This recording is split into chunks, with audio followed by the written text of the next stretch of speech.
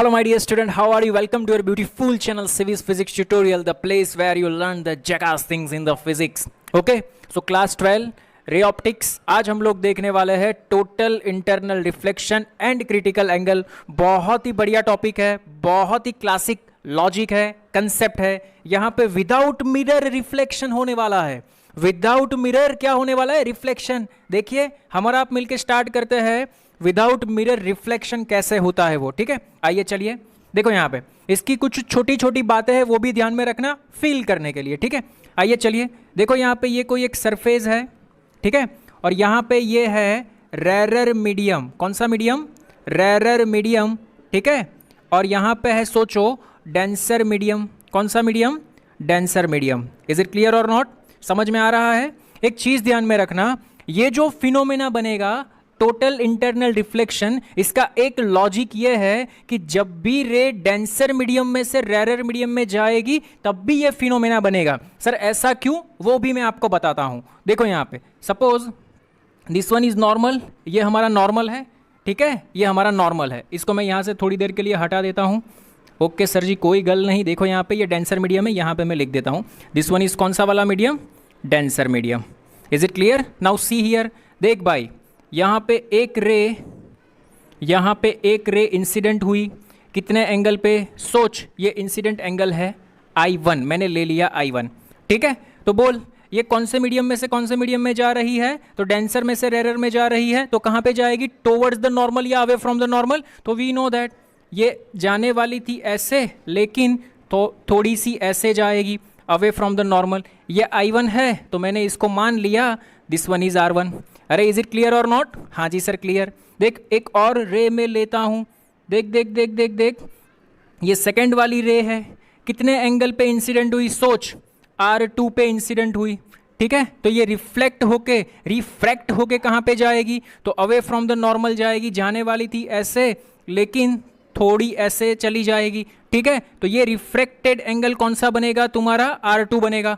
ठीक है, लेकिन एक एंगल ऐसा आया, समझना यहाँ पे एक एंगल ऐसा आया, कैसा? यहाँ पे I2 रहेगा। ठीक है, I2 एक एंगल ऐसा आया। देख देख देख भाई, मेरे भाई देख, अलग मार्कर सर यूज़ करो तो बहुत बढ़िया रहेगा मेरे लिए भी और आपके लिए भी। देख ब्लू मार्कर यूज़ करता हूँ मैं। देख देख देख, एक रे यहाँ से, सर आप उल्टी क्यों ड्रॉ करते हो? अरे मैं ऐसे ड्रॉ करूँगा तो सीधी नहीं आएगी इसलिए। ठीक है, एक रे देख यहाँ से यहाँ इंसिडेंट हुई।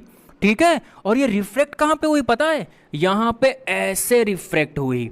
तो तू देख नॉर्मल के साथ कितने एंगल पे रिफ्लेक्ट हुई? 90 डिग्री पे रिफ्लेक्ट हुई। तो ये जो नॉर्मल के साथ इंसिडेंट एंगल बनेगा ना, इसको हम बोलते हैं critical angle. Is it clear और नॉट? जब रे, समझना, जब रे किसी एंगल पे इंसिडेंट होती है तो रिफ्लेक्टेड रे नॉर्मल के साथ कितना एंगल बनाता है? 90। तो इस एंगल को बोलेंगे हम क्रिटिकल एंगल। कौन सा एंगल बोलेंगे? Critical angle. Very very very very most IMP, ये चीज ध्यान में रखना।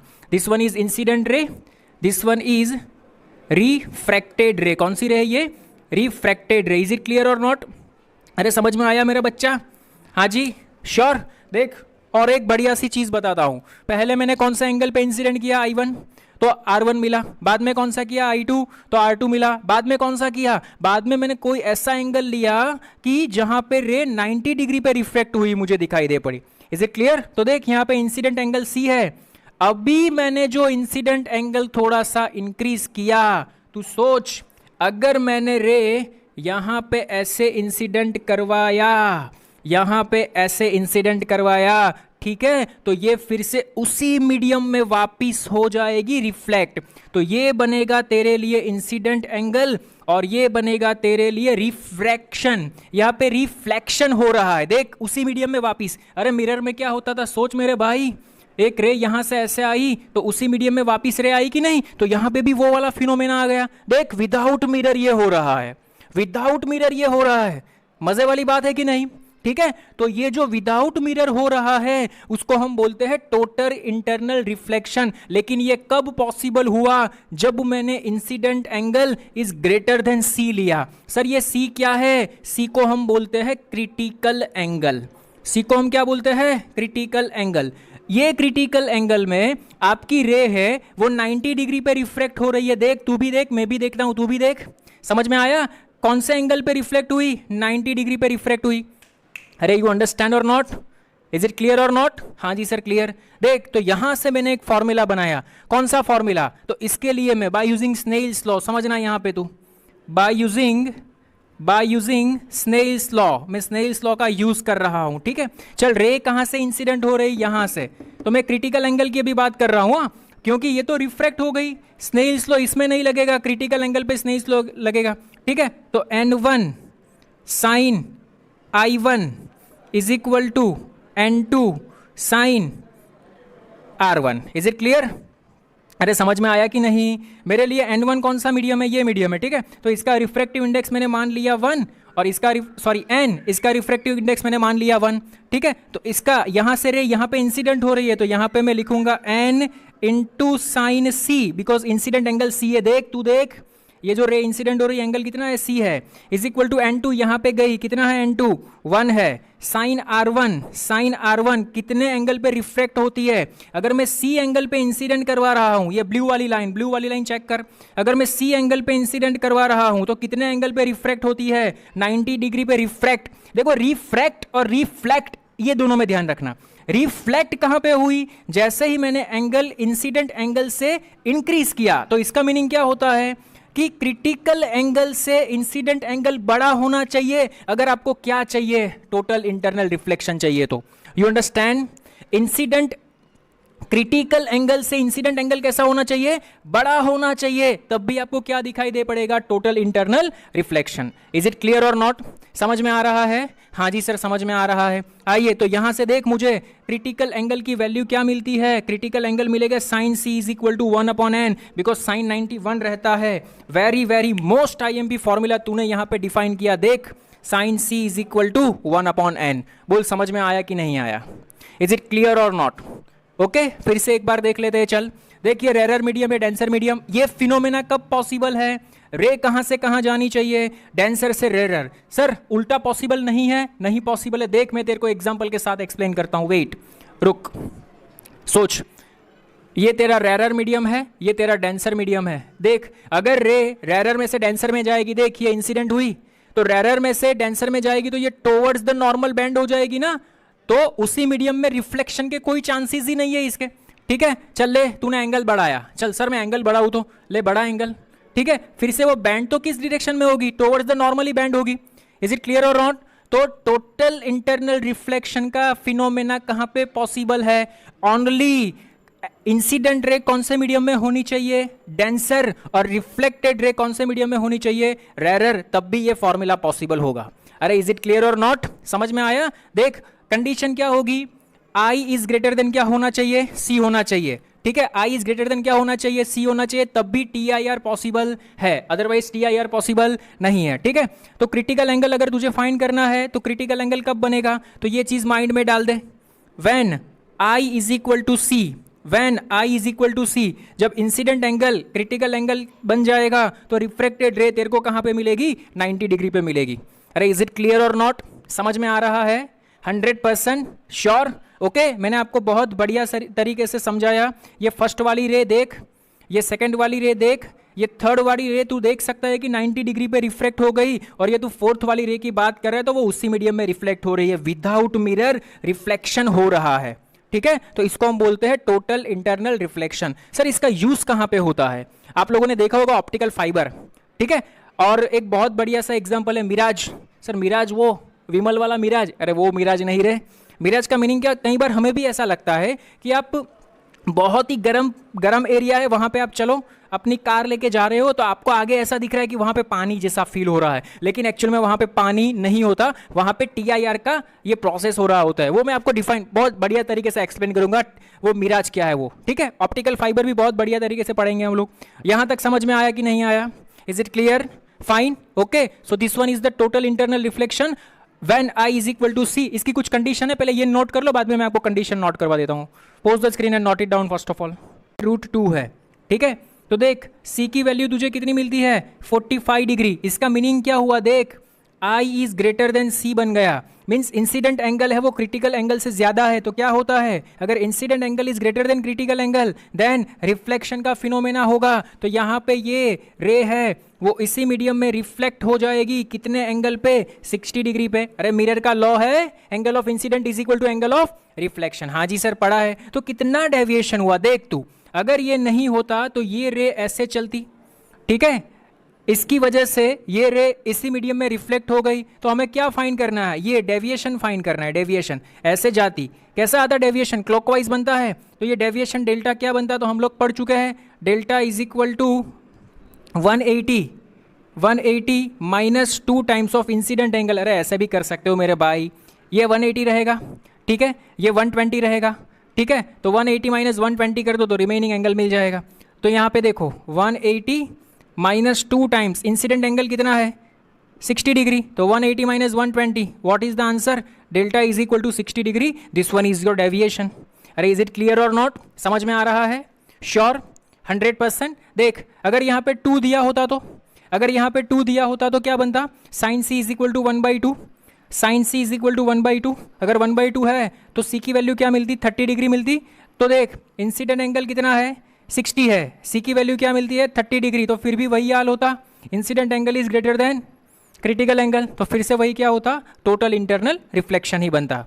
अरे समझ में आ रहा है कि नहीं आ रहा, is it clear, I hope आपको अच्छे से समझ में आ रहा होगा। बहुत बढ़िया फिनोमेना है total internal reflection, post the screen and note it down. Okay आइए, बहुत ही बढ़िया फिनोमेना है एक, टोटल इंटरनल रिफ्लेक्शन की एक बहुत ही बढ़िया सी एप्लीकेशन है जो फील करने वाली बात है। देखो यहाँ पे सपोज कोई एक गर्म प्रदेश है, गर्म एरिया है, ठीक है, कच्छ देख लो, कच्छ, ठीक है। तो यहाँ पे सोच एक ट्री है हमारे पास, ऐसा जाड़ है, ऐसा सोच ट्री है हमारे पास, ठीक है। और यहाँ पे सोच कोई हिरन है, हिरन जैसा आता है वैसा बना रहा हूँ। यहाँ पे कौन है, कोई एक हिरन है, हिरन, ठीक है। तो सोच ध्यान से समझना, गर्म प्रदेश में क्या होता है, जो गर्म एरिया होता है वहाँ पे, यहाँ पे रहती है हॉट एयर, ठीक है, और ऊपर होती है कोल्ड एयर। जैसे जैसे तुम नीचे से ऊपर जा रहे हो, ठीक है, जैसे जैसे तुम नीचे से ऊपर जा रहे हो तो ऊपर जहाँ पे कोल्ड एयर रहती है यहाँ पे रहता है डेंसर मीडियम, और नीचे रहता है रेरर मीडियम। नीचे कौन सा मीडियम रहता है, रेरर मीडियम, ठीक है। हॉट एयर में रेरर मीडियम रहता है, कोल्ड एयर में डेंसर मीडियम रहता है। इज इट क्लियर और नॉट, ठीक है। तो जैसे यहाँ से रे निकल के हिरन की आई में जाती होगी, जैसे यहाँ से रे निकल के कहाँ से कहाँ जाती होगी, हिरन की आई में। तो देख चल, यहाँ पे बहुत ही बढ़िया सा फिनोमेना होने वाला है। देख यहाँ से एक रे निकली, यहाँ पे ये इंसिडेंट हुई, ठीक है। तो देख ये नॉर्मल, ये नॉर्मल, तो इंसिडेंट रे यहाँ पे निकली तो ये अवे फ्रॉम द नॉर्मल जाएगी, बिकॉज ये कहाँ से कहाँ जा रही है, ऊपर डेंसर है नीचे रेरर है। तो डेंसर है तो अवे फ्रॉम द नॉर्मल जाएगी, ठीक। देख ये अवे फ्रॉम द नॉर्मल जाएगी, देख ये normal away from the normal, you understand what I am saying, away from the normal जाएगी। इज इट क्लियर और नॉट। और थोड़ा सा अगर मैंने इसको नीचे ड्रॉ कर लिया होता तो बहुत ही बढ़िया सा डायग्राम हमारा बन जाता एग्जैक्ट, ठीक है। एक चीज़ ध्यान में रख, देख यहाँ पे सपोज मैंने थोड़ा सा नीचे ड्रॉ कर लिया, एक काम करूँ इसको मैं थोड़ा सा आगे ड्रॉ कर लेता हूँ, ठीक है। ये रहा, देख ये रहा हिरन तुम्हारा, ठीक है, यहाँ पे हिरन है, सोच, ओके। ये और तुम्हारा ट्री है, तो ये सीधा कहाँ पे जाएगा, इसकी आंख में जाएगा।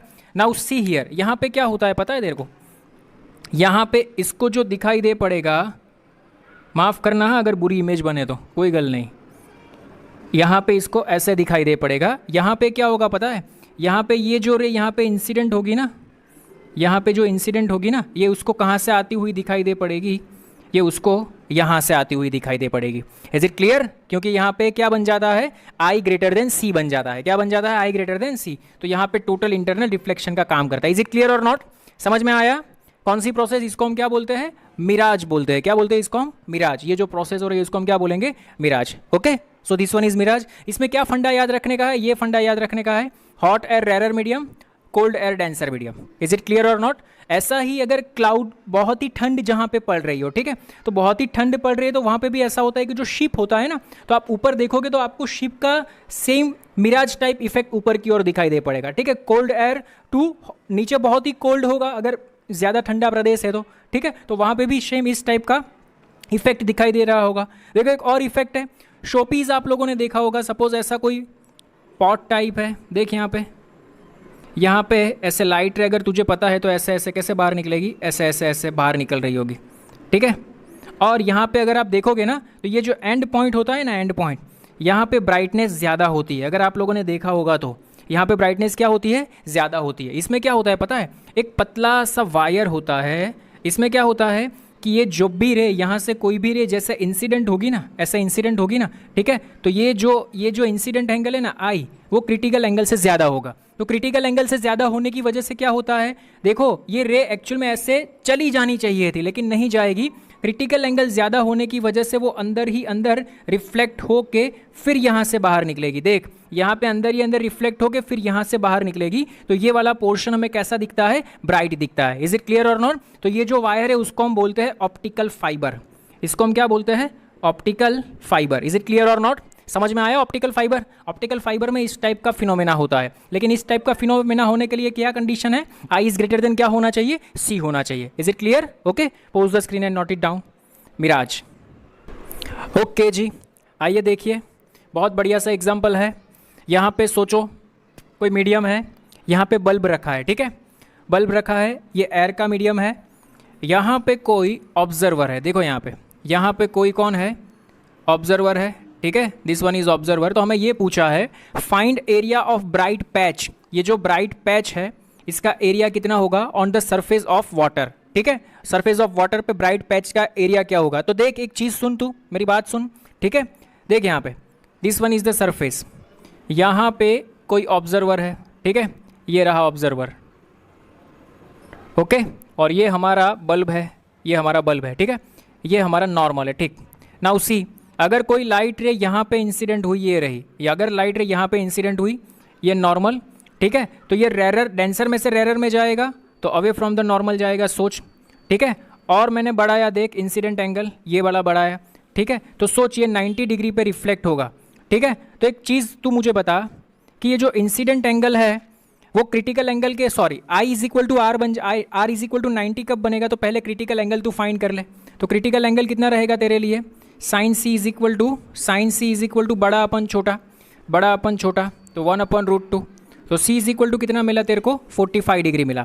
इसका मीनिंग क्या हुआ, अगर ये एंगल 45 डिग्री बन गया तो ये रे, रिफ्रैक्टेड रे ऐसे चली जाएगी। सेम थिंग यहाँ पे भी ऐसा होगा, देख ये रे यहाँ पे ऐसे इंसिडेंट हुई, ये वाली रे, ठीक है, तो ये एंगल अगर 45 डिग्री बना तो ये रे ऐसी चली जाएगी, ठीक है। तो इतना जो एरिया मुझे मिलता है, दिस एरिया, ठीक है, तो यहाँ पे मुझे ब्राइट दिखाई दे पड़ेगा। सर ऐसा क्यों, अगर इससे तू आगे इंसिडेंट करवाएगा ना तो उसी मीडियम में रिफ्लेक्ट हो जाएगा, इससे भी तू आगे इंसिडेंट करवाएगा ना तो उसी मीडियम में रिफ्लेक्ट हो जाएगा। तो मुझे सिर्फ इतना एरिया फाइंड करना है, ठीक है, लेकिन ये डिस्टेंस तुझे दिया है, ये डिस्टेंस तुझे कितना दिया है, 1 दिया है। तो देख अगर ये डिस्टेंस तेरे पास 1 है, ये एंगल 45, तो सीधी बात है ये एंगल भी कितना होगा, 45 है। तो tan 45 का मीनिंग कब होता है कि एडजेसेंट और अपोजिट बोथ आर इक्वल, तो ये भी कितना होगा, इतना 1। तो सिमिलरली ये 1, तो ये भी कितना होगा तेरे पास 1। तो ये सर्कल बन रहा है, तुझे एरिया फाइंड करने को बोला है। So area is equal to what, pi R square, pi as it is, R तुझे मिल गया 1, तो यहाँ पे लिख दे 1 square. What is the answer,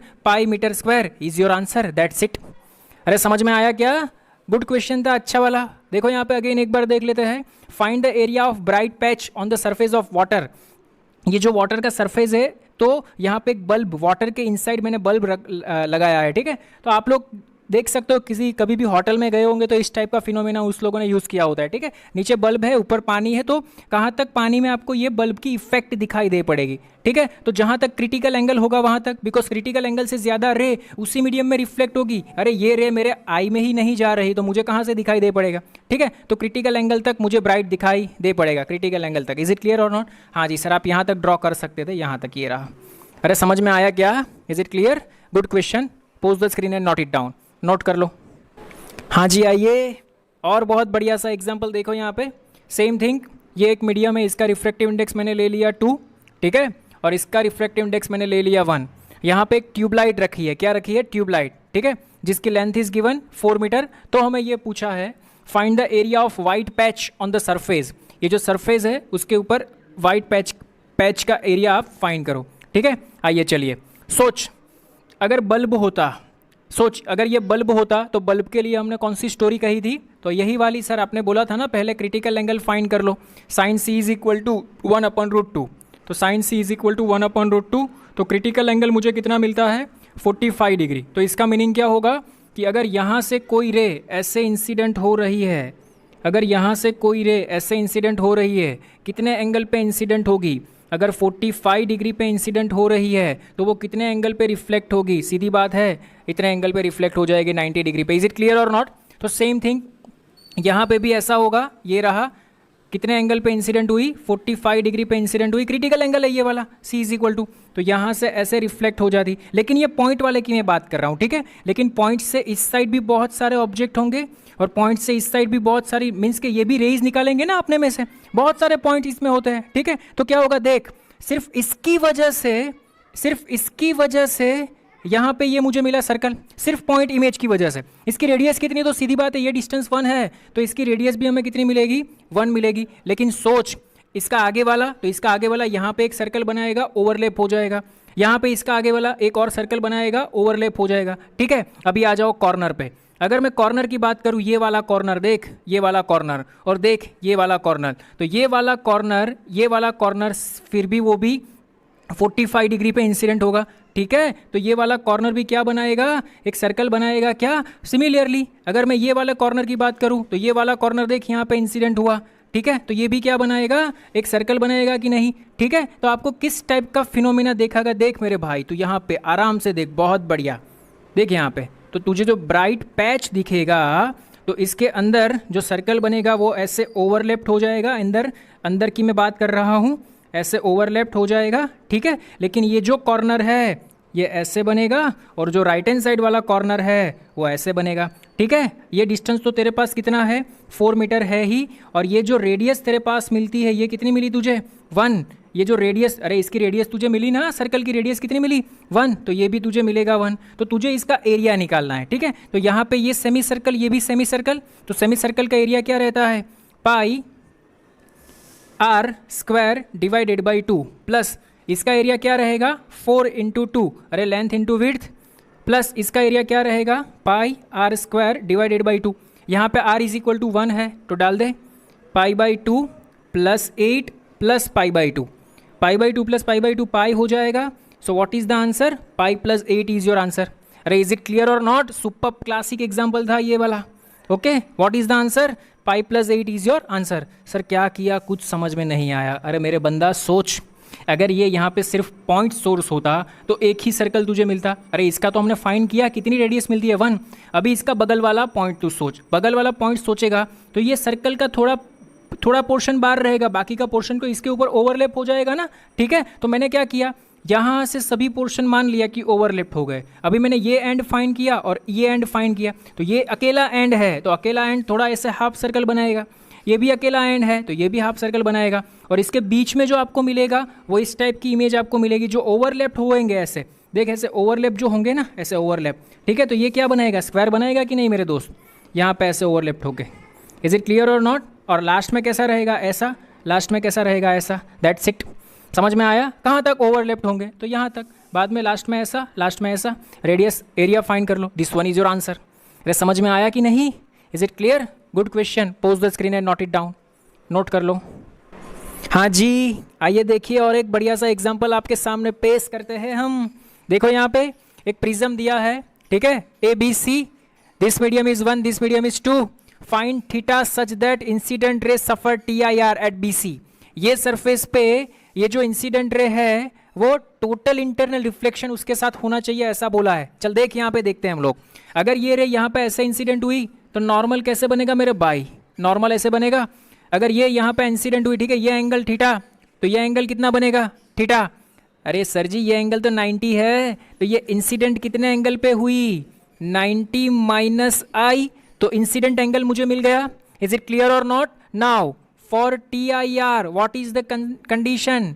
for total internal reflection condition is that sir जी incident angle is greater than C होना चाहिए, बट यहाँ पे इंसिडेंट एंगल कितना है? So therefore we will write 90 minus R is greater than C। Is it clear? अरे यहाँ पे कौन सा है? 90 माइनस I तो है incident angle. Is it clear? हाँ जी, बट क्रिटिकल एंगल फाइंड करो। Critical angle is equal to what? Critical angle is equal to छोटा वाला अपॉन बड़ा वाला। कितना मिलेगा? तो C इज इक्वल टू मिलेगा 45 डिग्री। रख दो यहाँ पे। सो 90 minus I is greater then, अरे समझ में आ रहा है? नहीं सर यहाँ पे आई नहीं आएगा, थीटा। अरे बोलो बच्चा, थीटा ले लो, कोई गल नहीं, बस 90 minus theta.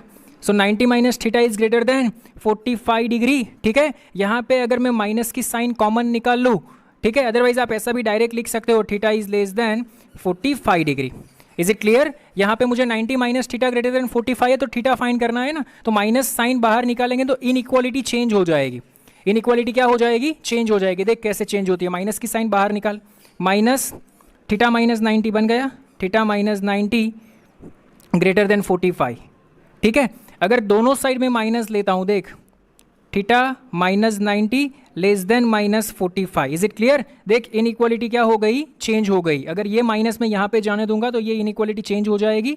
So theta is less then minus 45 plus 90। तो देख तेरा आंसर आ गया, थीटा इज लेस देन 45। तो देख अगर ये प्रिज्म का एंगल 45 से कम होगा, अगर ये प्रिज्म का एंगल 45 से कम होगा तो ये इंसिडेंट रे इसी मीडियम में रिफ्लेक्ट हो जाएगा। इज इट क्लियर और नॉट? समझ में आया कंसेप्चुअल कैसा है वो? बहुत ही बढ़िया सा सुपर क्लासिक एग्जांपल है ये, very good example. Pose the screen and note it down, note कर लो। हाँ जी, आइए एक और बढ़िया सा एग्जांपल दिया है, देखो यहाँ पे। Suppose this one is cylinder, ठीक है, ये इसकी मिड एक्सिस है, ठीक है, इसका रिफ्रेक्ट, ये एयर है, सिलेंडर का रिफ्रेक्टिव इंडेक्स इज गिवन 2/√3, ठीक है, ये भी एयर है। क्वेश्चन में ऐसा पूछा है, फाइंड थीटा सच दैट, ये इंसिडेंट एंगल थीटा फाइंड करना है, सच दैट रे ग्रेजिस। ग्रेजिस का मीनिंग क्या होता है कि ये जो रे है वो नॉर्मल के साथ ऐसे छपाक से 90 डिग्री पे यहाँ से ऐसे निकल जानी चाहिए। ठीक है, तो हमें ये पूछा है कि find the theta such that the ray grazes the wall of the cylinder. इसका मीनिंग क्या होता है कि ये जो रे है ना, वो जिस डायरेक्शन में सिलेंडर है, ये सिलेंडर वाली रे, सिलेंडर वाली सरफेस, इसी सरफेस से रे आपकी ऐसे निकल जानी चाहिए। Is it clear? Otherwise gracing का मीनिंग ये भी होता है कि नॉर्मल के साथ रे का कौन सा एंगल बनना चाहिए? 90 एंगल। ये एंगल आपका कौन सा बनना चाहिए? 90 एंगल। हाँ जी, आइए, तो ऐसा कब पॉसिबल होगा? ऐसा कब पॉसिबल होगा? ये इंसिडेंट रे अगर क्रिटिकल एंगल पे इंसिडेंट हो रही है तो। सर इंसिडेंट रे तो ये है, मेरा बच्चा सुन, इसमें दो केस आपको सोचने पड़ेंगे। ये रे एयर में से यहाँ पे गई, एयर में से यहाँ पे गई, ठीक है, तो ये रिफ्रैक्टेड रे बनी। लेकिन ये जो रिफ्रैक्टेड रे है, ठीक है, ये रिफ्रैक्टेड रे जब यहाँ से ग्रेसिंग होगी तो ये दूसरा फिनोमिना होगा ना। ग्रेसिंग कब होगा? तो देख यहाँ पे, रे ग्रेजिस if C is the critical angle, और critical angle वो कब बनेगा? तो we have a formula, sin C is equal to बड़ा वाला कौन है? 1 अपन छोटा वाला कौन है? 2/√3। so what is the answer? sin C is equal to √3/2। अरे कब मिलेगा मेरा बच्चा? C is equal to 60 degree बनेगा तब। तो इसका मीनिंग क्या हुआ? यह एंगल तुझे मिल गया 60 डिग्री। बोल, ये तो तेरे पास है 90, ये 90, ये 60, तो ये कितना मिला तुझे? 30 डिग्री। इज इट क्लियर और not? Now you have to find this one. तो रे कहाँ से कहाँ जा रही है? तो एयर में से सिलेंडर में जा रही है। तो now by using which law? By using Snell's law. क्या फॉर्मूला है? n1 sin θ1, n1 sin I is equal to n2, इसका रिफ्रैक्टिव इंडेक्स कितना है? 2/√3 इंटू साइन R, इसका मीनिंग होता है sin 30। अरे रिफ्रैक्टेड रे एंगल 30 है ना, नॉर्मल है, नॉर्मल के साथ कौन सा एंगल बनाता है? 30। Is it clear? So we will write sin θ is equal to 2/√3 into sine 30 बनता है 1/2, 2 से 2 कैंसल।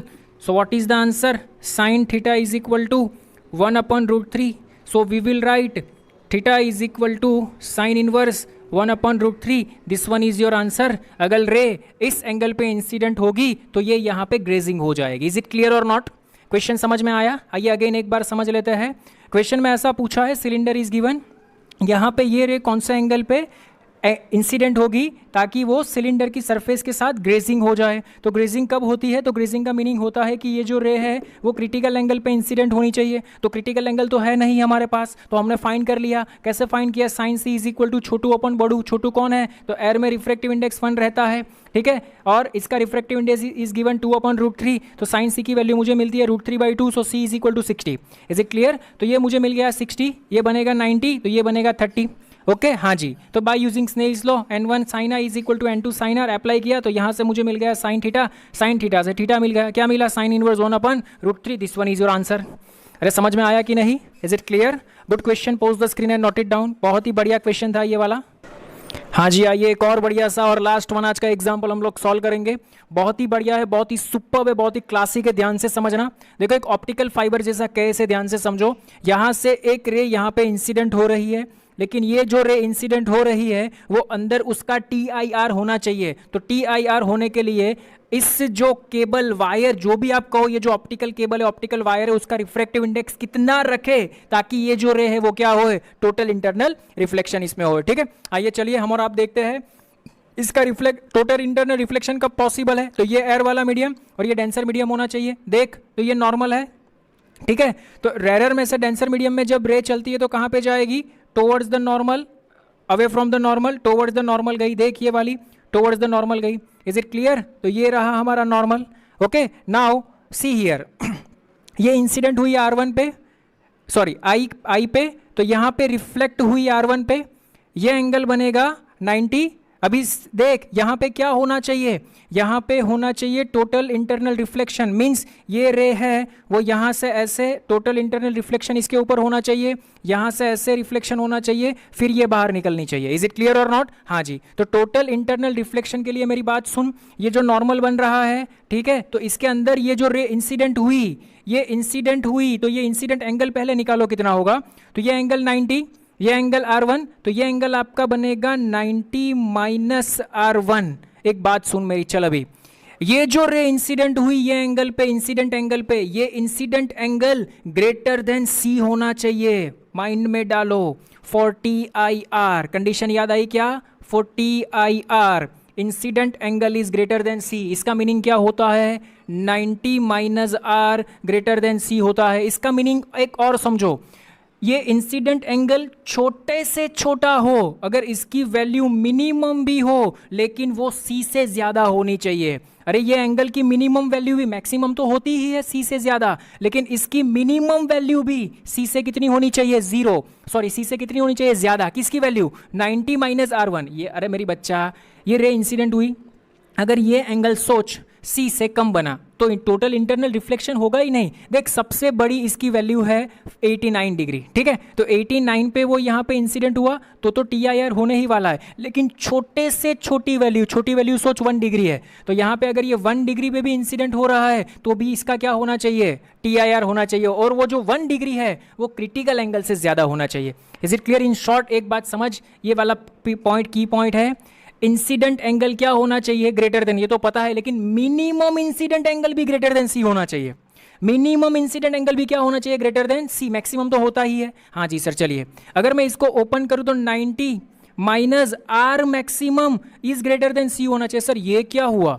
यहाँ पे पूरा ब्रैकेट मिनिमम, यहाँ पे, अरे मेरी बात तो सुन, यहाँ पे R की वैल्यू तू मैक्सिमम रखेगा, रख मैक्सिमम R की वैल्यू 90 माइनस 89, तब भी तो ये पूरा ब्रैकेट मिनिमम बनेगा। R की वैल्यू मैक्सिमम रख, ओनली R की वैल्यू मैक्सिमम रख 89, 9 माइनस 89, तो तब भी तो ये पूरा ब्रैकेट क्या बना दे रहा? मिनिमम बना।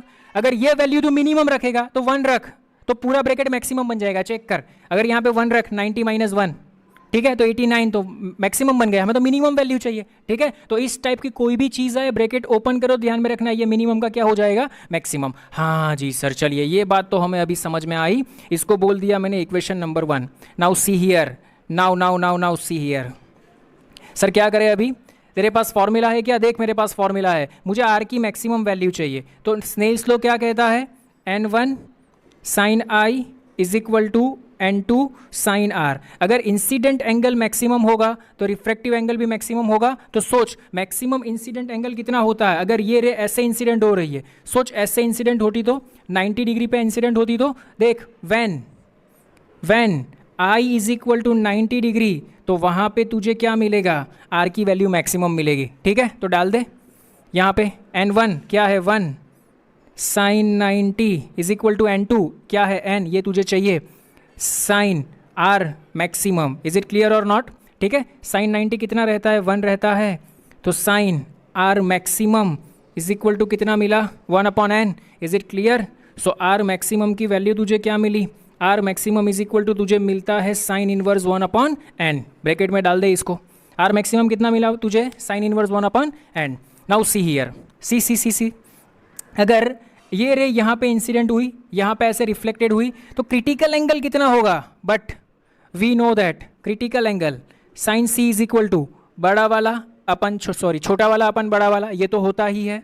सो सी इज इक्वल टू क्या होता है, साइन इनवर्स 1/n, ये तो हम जानते ही है। Is it clear? बट देख यहाँ पे c is equal to sine inverse 1/n और R max is equal to sine inverse 1/n, तो मैं इसको ऐसे लिख सकता हूँ। So we will write c is equal to R max. अरे वाह सर जी, ये तो बहुत मजा आया। क्या बना, c is equal to R max, डाल दे यहाँ पे। सो वी विल राइट कहाँ पे, यहाँ पे लिखता हूँ देख 90, आर मैक्स की जगह पे c डाल दे। 90 minus c is greater than c। What is the answer, 90 is greater then 2c। अरे इज इट क्लियर और नॉट, समझ में आया?